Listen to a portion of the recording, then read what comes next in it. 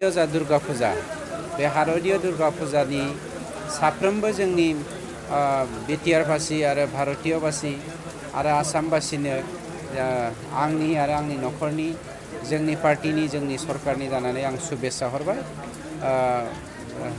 बिमा दुर्गाया जेरै धोरोम मोनसे धोरोमनिल' नङा मुलुगनि गासैबो मानसिफोरखौनो शान्ति लाबोना फैथों।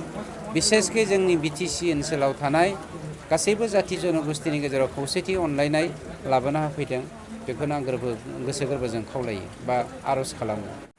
देवस्रि दादगारि आरो सान्तिपुर मोनथाम प्राइमारिनि आदिबासि कमिउनिटिनि गासैबो इन्टेलेक्सुयेलफोरखौ लानानै नैबे देवस्रियावहाय मोनसे खोब साक्सेसफुल मिटिं जादोंमोन।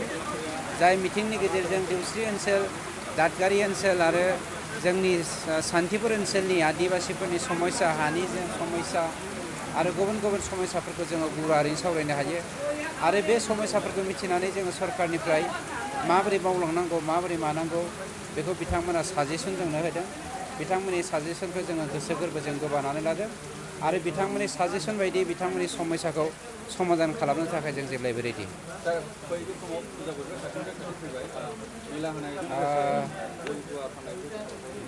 देग्लायनि हारतीय जा दुर्गा फुजा बे हारतीय दुर्गा फुजानि साफ्रोमबो जोंनि बिटिआरबासि आरो भारतीयबासि आरो आसामबासिनो आंनि आरो आंनि न'खरनि जोंनि पार्टिनि जोंनि सरकारनि जानानै आं शुभेच्छा हरबाय।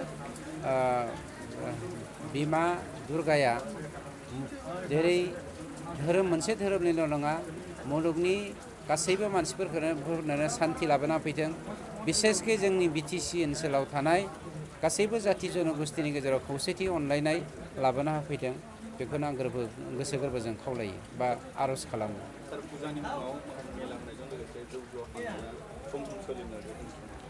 मेलाखौथ' जों मालाबाबो कमप्रमाइस खालामखाया।